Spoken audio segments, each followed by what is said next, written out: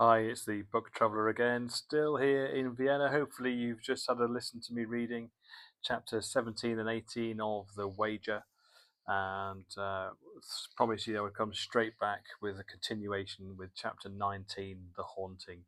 So the sun has come out since the last downpour, although looking out the window, I can still see rain splashing in the puddles down below. So I'm staying in the warmth upstairs here in the hotel. I'll give you a little bit more of a view of what's going on outside whilst I continue to have a little read of The Haunting Chapter 19. Cheap had not given up on his plan to rejoin Commodore Anson and the squadron. He had formed an alliance with the last of the seceders. Desperation can also breed unity, and the combined group, after suffering one death, numbered 19, including Byron, Campbell, the Marine Lieutenant, Hamilton, and the Surgeon Elliot. It had been 2 months since the others had left the island, and Cheap and the remaining men were living in the shelters at the outpost, foraging for seaweed and the occasional seafowl. Cheap, spared what Byron describes as the riotous applications, menaces, and disturbance of an unruly crew, seemed renewed, engaged, alive. He was now became very brisk. Campbell observed, went about everything to get wood and water, made fires, and proved an excellent cook. Cheap and the rest of the men, using the skills that they'd acquired while refurbishing the longboat, were able to repair the splintered yawl and reinforce the battered barge. Meanwhile, 3 casks of beef had been fished out of the sunken Wager, and Cheap had managed to conserve some of it for the upcoming journey. I then began to conceive great hopes. Cheap wrote in his account, now all he had and the other men needed was for the storms to let up so they could set off. On December the 15th, Cheap awoke to a glimmer of light, the sun shining through the clouds. With Byron and a few others, he hiked up Mount Misery to get a clearer view of the sea.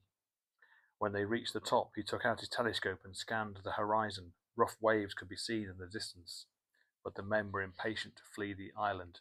Many of them, spooked by their endless bad luck, were convinced that because nobody had buried the seaman whom James Mitchell murdered on Mount Misery, his spirit was hounding them.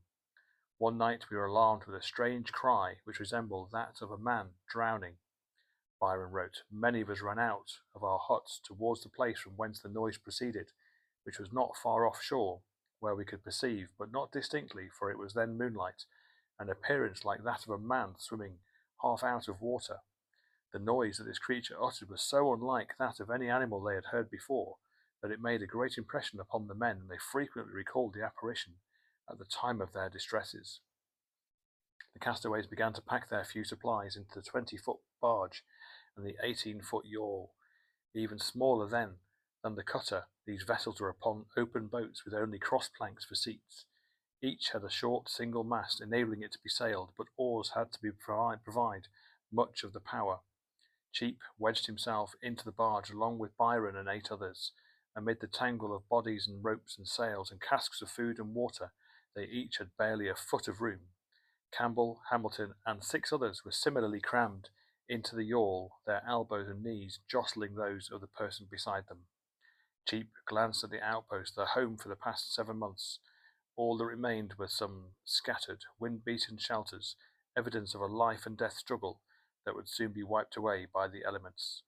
Cheap was eager to depart, as he put it. The longing filled all my heart. At his signal, Byron and the rest of the men shoved off from Wager Island, beginning their long, daunting journey north. They'd have to navigate nearly 100 miles through the Gulf of Paine, then proceed another 250 miles along the Pacific coastline to the island of Chiloe. After only an hour, the rains began to beat down and the winds came out of the west cold and hard. Avalanches of waves buried the boats, and Cheap instructed Byron and all the others to impede the deluge by forming a human wall with their backs to the sea. The waters kept coming, swamping the hulls. It was impossible for the men to bail fast enough with their hats and hands, and Cheap knew that if they didn't lighten the already overloaded boats, they would sink for a second time off Wager Island. And so the men were forced to do the unthinkable, throw overboard virtually all their supplies, including the precious casks of food. The famished men looked on as their last rations were swallowed up by the voracious sea. By nightfall, Cheap and the party had found their way into a cove along the coast. They went ashore and climbed the mountainous terrain, hoping to discover a covering to sleep under. but eventually they collapsed on an open bed of rocks, staring into the rain. They dreamed of their shelters on Wager Island. Here we have no other house than the wide world, Campbell wrote. It froze so hard that by the morning several of us were almost dead. Cheap knew that they had to keep moving, and he hastened everyone back into the boats. They rowed hour after hour, day after day, occasionally stopping to peel seaweed off the sunken rocks and make a meal of what they called sea tangle. When the winds shifted to the south, they sailed downwind, with the stitched together canvases extended and the hulls riding the waves. 9 days after leaving Wager Island, they had travelled north nearly 100 miles. To the northwest they could see the tip of the cape, with 3 enormous cliffs jutting into the sea. They were almost at the end of the gulf. Surely they had weathered the worst of the journey. They paused on shore to sleep, and when they awoke the next morning they realized that the date was December 25th. They celebrated Christmas at a feast of sea tangle and cups of fresh stream water, Adam's wine as they called it, because that was all God had given Adam to drink. Cheap toasted to the health of King George II before they packed up and sailed on.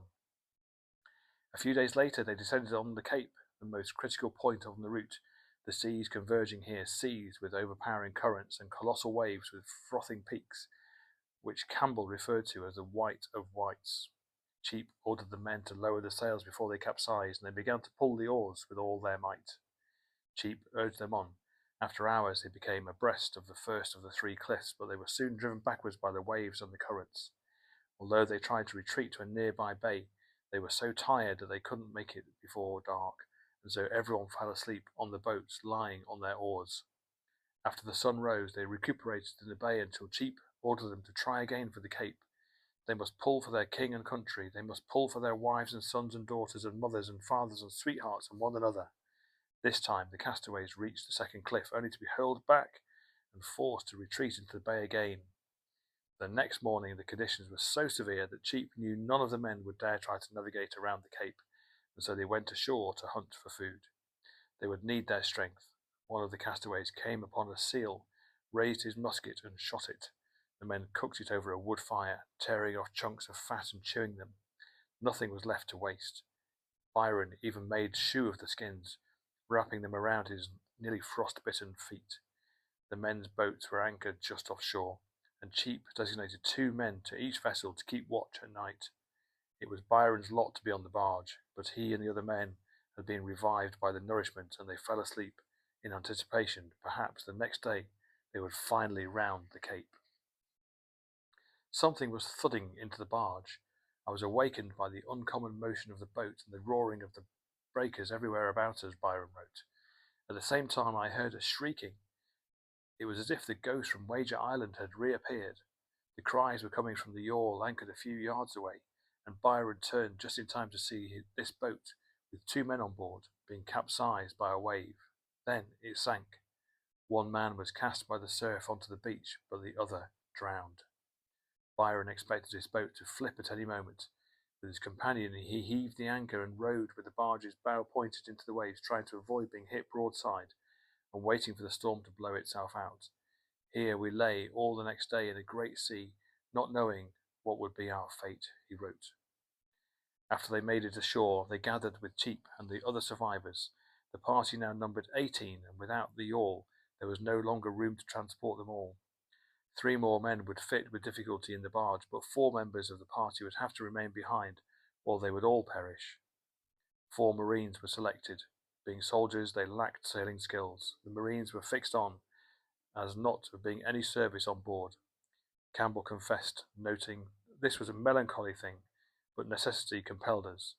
He recorded each of the Marines' last names: Smith, Hobbs, Hartford, and Crosslet. Cheap distributed them to summer armaments at a frying pan.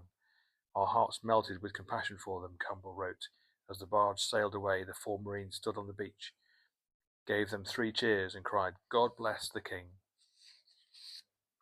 6 weeks after Cheap and his party fled Wager Island, they reached the Cape for the 3rd time. The seas were more frenzied than ever, but he beckoned the men on, and they powered past one cliff and then another. There was just the last cliff. They were almost past it, but the crew collapsed, exhausted and defeated. Perceiving now that it was impossible for any boat to get round, the men lay upon their oars till the boat was very near the breakers. Byron wrote, "I thought it was their intention to put an end to their lives and misery at once. For a time not a soul moved or spoke. They were almost upon the breakers, the roar of the surf deafening. At last Captain Cheap told them they must either perish immediately or pull stoutly. The men picked up the oars, exerting themselves just enough to avoid the rocks and turn the boat around. We were now resigned to our fate," Byron wrote, having given up all thoughts of making any further attempt to double the Cape. Many of the men attributed their failures to not having buried the seamen on Wager Island. The castaways went back to the bay, in the hope of at least finding the marines. Somehow they resolved they would squeeze them on board. As Campbell wrote, "We considered that if the boat sunk, we should then should be free from the miserable life we led, and die altogether." Yet, except for a musket lying on the beach, there was no trace of them. They had undoubtedly perished, but where were their bodies? The castaways sought some way to commemorate the 4 men. "This bay we named Marine Bay," Byron wrote. Cheap wanted to make one final attempt to round the Cape. They were so close, and if they made it, he was sure that his plan would succeed. But the men would no longer abide his devouring obsessions, and they decided to return to the place they had long been trying to escape, Wager Island. "We had all now lost all hopes of ever revisiting our native country," Campbell wrote, and they preferred to spend their last days on the island, which had become a kind of home. Cheap reluctantly assented. It took them nearly 2 weeks to circle back to the island, and by then the entire disastrous foray had lasted 2 months. They had exhausted all of their food from the journey. Byron had even eaten the rancid, foul-smelling sealskins covering his feet. He heard a few of the castaways whispering about drawing lots and consigning one man to death for the sport of the rest. This was different than when some of the men had earlier cannibalized dead bodies. This was killing a companion for food, a grisly ritual later imagined by the poet Lord Byron. The lots were made and marked and mixed and handed, in silent horror at their distribution, lulled even by the savage hunger which demanded, like the Promethean vulture, this pollution. In the end, the castaways could not go this far. Instead, they staggered up Mount Misery and found the decayed body of their companion, the man whose spirit they believed had been haunting them. They dug a hole and buried him. Then they went back to their outpost and huddled together, listening to the hush of the sea.